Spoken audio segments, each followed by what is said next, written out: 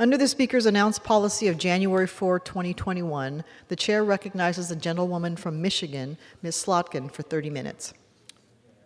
Thank you, Madam Speaker. I rise today in the shadow of a terrible tragedy that has shaken my district and the entire state of Michigan to its core. Oxford, Michigan is a quiet town in northern Oakland County. It is a small, close-knit community where folks know and care for each other. But just 2 days ago, in less than 5 minutes' time, the heart of this town was ripped out in a flurry of screams and gunfire. On Tuesday, a 15-year-old boy walked into his Oxford high school and took the lives of 4 of his fellow students, 4 young Michiganders with their entire lives ahead of them. We mentioned them in our moment of silence, but it bears repeating. Hannah St. Juliana was an exuberant freshman on the volleyball and basketball teams. She babysat for a friend of mine and brought joy to all who knew her. She made her high school debut on the basketball team on Monday night. Hannah was 14 years old. Madison Baldwin was going to graduate this year, and she's already been accepted to several colleges, some with full scholarship. She had a younger half-brother and 2 sisters, and her friends described her as an artist who loved to draw and read and write. Madison was 17. Tate Meir was a tight end and running back on the varsity football team and an honor student. Already there's a petition with more than 80,000 signatures circulating to rename Oxford's football stadium in honor of Tate. He was 16 years old. Justin Schilling was a senior getting ready for life after high school. He was the co-captain of the school's bowling team, and he worked part-time at Anita's Kitchen, a restaurant in nearby Lake Orion. Justin was 17. The loss of these 4 young people has ripped a hole in our community, and the trauma inflicted on their friends and classmates will never fully subside. No one has been left unscathed. The aftershocks of this senseless act of violence are being felt across the state, most clearly in the 60 school districts that have been forced to cancel school out of an abundance of caution due to copycat threats. All of us can see ourselves in the parents, students, and teachers at Oxford, but we can't begin to imagine their pain. As agonizing as the last few days have been, the place to take solace is in the incredible response of the hundreds of first responders who jumped into action to end the violence before more lives were taken. Yesterday, I visited the professionals at the Oakland County Operations Center, which was the eye of the hurricane on Tuesday, and heard the firsthand accounts of heroism, bravery, and dedication under extreme stress. In the darkness of this event, the light we should try and focus on is that in our hour of need, our first responders were trained and ready. They did not hesitate. In the span of just a few minutes, the gunman fired 30 shots, hitting 11 people. 4 of them are dead. When the gunman was stopped by law enforcement inside the school, he had 18 rounds left. I shudder to think about how much more damage could have been done if those officers hadn't stopped him so quickly. The people who responded on Tuesday saved lives, unequivocally. The training, speed, and efficiency of those on site made all the difference, and I want to speak directly to them for a moment. First, to the teachers who have been through so much in these last 2 years and who jumped into action when the crisis struck. To the police office and sheriff's deputies who headed straight into the school without hesitation and who told me, quote, "We were going inside no matter what. We were never going to simply stage outside and wait to assess the risks for ourselves, to ourselves." To all the firefighters and first responders from our area and well beyond who didn't wait for direction and simply steamed straight for Oxford.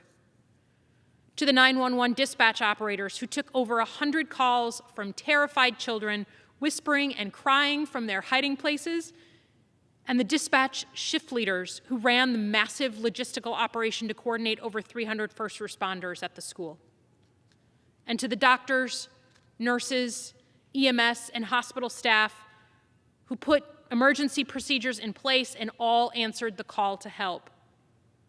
What you did saved children and teachers and administrators. You saved someone's child, someone's brother, someone's mom. You kept people on this earth for their families to cherish and hold close. And every one of them will remember that day and the role you played. There are children in that school who will go on to be police officers and firefighters and doctors because of how you responded this week, and for that we owe you so much. Madam Speaker, over the last few days, I've thought a great deal about the sacrifices we ask our kids to make and the burdens we ask them to bear. We are all so exhausted seeing fleeing students, panicked parents, and bewildered teachers. The inescapable conclusion we must draw is that we are failing our children. Not just failing to keep them safe, but failing to set an example. Our daily rhetoric continues to deteriorate. Threats of violence are commonplace. As someone who worked alongside the military for years, I was trained that leadership climate is set at the top. That whether you're a leader of a platoon or a small town or simply the head of a household, the leadership style you use in your own life will be internalized by those you lead. It will become the standard. And nowhere is this more clear than with our kids. The hard truth is that violence, including gun violence, has become normal. Threatening someone online has become normal. Inciting violence and calling for violence has become normal. People do it online, in neighborhood forums, at school board meetings, at hospitals and on airplanes, and even on the steps of this Capitol. Like it's nothing at all. Like it's somehow part of their freedom of speech. But it is not. Threatening other people is where our freedom of speech ends. But how are kids to understand that? How are they to rationalize the lessons they learned in kindergarten to treat others as we would like to be treated if they see adults demonstrating the opposite? That vitriol has taken hold in the roots of our communities. Not a day goes by that I don't hear about it, and our kids are watching our every move. This tragedy also makes clear that we are in desperate need of mental health support for our young people. Services and providers are scarce, and there is no way of meeting the need, especially in the wake of COVID. Our children are using violence, contemplating suicide, and generally struggling more than any other time in our history, and we must acknowledge that and provide the resources to our communities to manage the demand. In these first 48 hours since the attack, that is where my office and so many others have been trying to engage, to find federal money, to find state money. We need to address the mental health crisis in this country with the seriousness that it demands, or be prepared to live with the consequences. In the immediate aftermath of tragedy, in these moments of intense suffering, there's often a need to understand what to do with our pain by jumping into politics and policy. I must admit, I'm torn about that discussion because my community is still reeling from the crisis, and our attention has been focused on immediate crisis response. But there are some basic facts that simply can't be swept under the rug. That a deadly weapon purchased legally fell into the hands of a 15-year-old child. I come from a family of gun owners. I was trained to carry 2 different firearms on my person at all times during my 3 tours with the CIA in Iraq. But if a 15-year-old boy can get a hold of a weapon purchased by his father on a Friday and use it to terrorize and murder his classmates on a Tuesday, something in our country is horribly wrong. Whether we like it or not, Oxford will be a town that our kids read about, joining a long list of communities that have become synonymous with the greatest tragedies our country has seen. Columbine, Virginia Tech, Sandy Hook, Parkland, Santa Fe, and so many more. This is sadly not a new set of issues.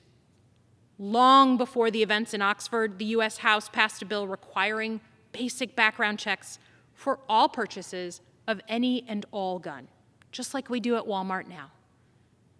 This bill had both Democratic and Republican co-sponsors. It was one of those rare instances of this body rising to the occasion with some basic common sense. We voted on this bill a few years ago in the last Congress, and we voted on it again this last March 2021.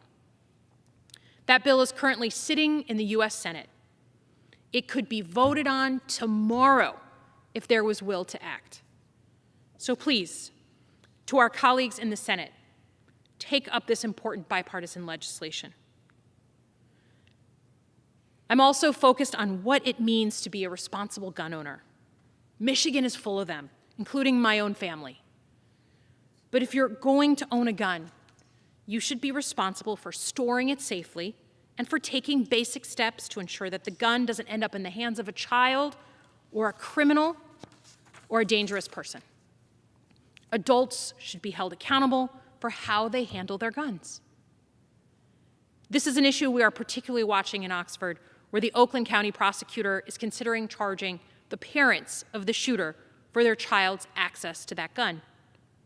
This is one of the areas we're looking at for additional legislation, and I know that a similar bill is being looked at in the Michigan legislature.